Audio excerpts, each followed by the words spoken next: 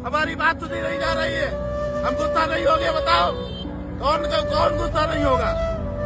78 साल से गौ हत्या देखते हैं हिंदू जीने के लिए विनाश हो गया है इन काले अंग्रेजों के द्वारा, इन मुगलों के द्वारा जो हिंदू कहकर के सत्ता में आए हुए हैं। गुस्सा नहीं होंगे अब। हमारी माँ की हत्या बंद हो, हमारी यही मांग है और कोई दूसरी मांग नहीं है। शंकराचार्य अवमुक्तेश्वरानंद जी महाराज के शिष्यों की चोटी पकड़कर उनको खींचा, उनको घसीटा और माघ मेले में उनकी बुरी दुर्दशा कर दी।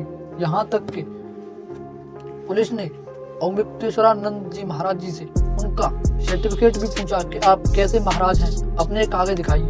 इसी पर शक्तिपीठ के 4 महंतों में से 2 महंतों ने सामने आकर उनको ये सर्टिफिकेट दिया कि आप ही शंकराचार्य हैं। इतना ही नहीं, यूपी के उप मुख्यमंत्री केशव प्रसाद मौर्य जी ने कहा कि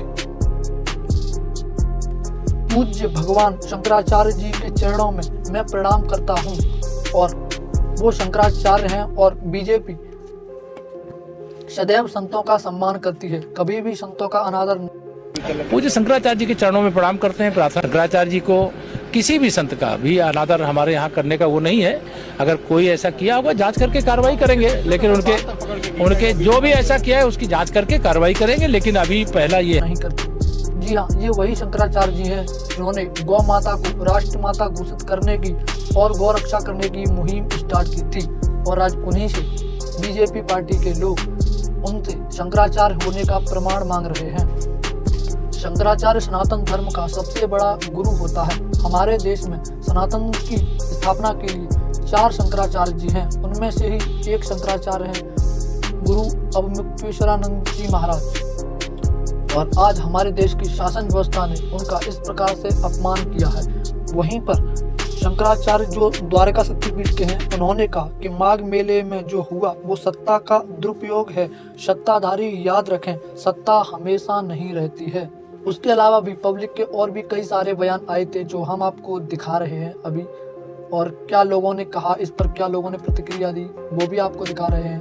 वहीं पर जो आचार्य हैं, उन्होंने अब दिल्ली जाने की मुहिम स्टार्ट कर दी है और उन्होंने पहले ही चेतावनी दे दी थी कि जल्द से जल्द यहाँ पर आकर योगी आदित्यनाथ जी माफी मांग लें तो हम इस विवाद को यहीं खत्म करके और स्नान करके अपने स्थान पर लौट जाएंगे। पर योगी आदित्यनाथ जी ने उनकी इस बात का कोई जवाब नहीं दिया और अब वो दिल्ली जाने के लिए रवाना हो चुके हैं। उनके साथ लोगों की बड़ी भीड़ उनके साथ जाने के लिए रवाना हो चुकी है।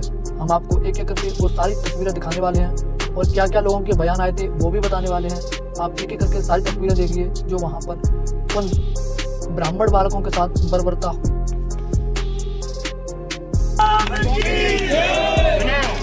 शंकराचार्य वो है जिसको बाकी 3 पीठ के शंकराचार्य कहें कि शंकराचार्य है, तो बाकी 3 पीठ में से 2 पीठ के शंकराचार्य हमको शंकराचार्य कहते हैं। पिछले माघ मेले में हमको साथ लेकर के स्नान कर चुके हैं। जब स्वयं श्रृंगेरी के शंकराचार्य जी, द्वारका के शंकराचार्य जी हमको कह रहे हैं कि हम शंकराचार्य हैं, हमको साथ में लेकर स्नान कर रहे हैं, तो अब किस प्रमाण की आपको जरूरत है? ये प्रशासन तय करेगा कि हम शंकराचार्य हैं कि नहीं है? उत्तर प्रदेश का मुख्यमंत्री तय करेगा कि भारत का राष्ट्रपति तय करेगा? भारत के राष्ट्रपति को भी अधिकार नहीं है कि वो तय करे कि कौन शंकराचार्य है। शंकराचार्य का निर्णय शंकराचार्य करते हैं। समाजवादी पार्टी और कांग्रेस पार्टी शंकराचार्य जी के समर्थन में आ गई। हमको सुनकर के बड़ा आश्चर्य हुआ कि देखिए, हमारे समर्थन में तो भारतीय जनता पार्टी को आना चाहिए था। गौ माता की रक्षा का मुद्दा तो हम उठा रहे हैं, ये तो कांग्रेस का मुद्दा नहीं है, ये तो सपा का मुद्दा नहीं है, ये तो भाजपा का मुद्दा है।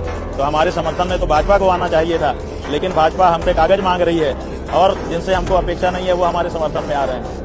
योगी आदित्यनाथ जी गोरखपीठ के महंत थे, जब वो मुख्यमंत्री बन रहे थे हम लोग सबसे ज्यादा खुशी थे। जब गोरखपीठ का महंत मुख्यमंत्री बन रहा है पूरे देश में नहीं तो कम से कम उत्तर प्रदेश में, अब ये तय हो जाएगा कि अब गौ माता की हत्या यहाँ नहीं होगी।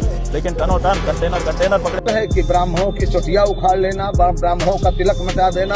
अरे भैया, इससे अच्छे तो मुगल थे। तुम आज इतने अन्यायी, इतने अत्याचारी, इतने दुराचारी हो गए हो कि ब्राह्मण बालकों का अपमान कर रहे हो। इसी बात को लेकर के मैं ब्राह्मण संगठनों से कहूंगा कि पूरे मेले का घेराव करके धरना प्रदर्शन करें और सरकार से माफी मंगवाएं। जब तक माफी नहीं मांगेंगे क्षमा नहीं हो। आप इस मामले में क्या कहते हैं? अपनी राय कमेंट बॉक्स में जरूर बता कर जाएं।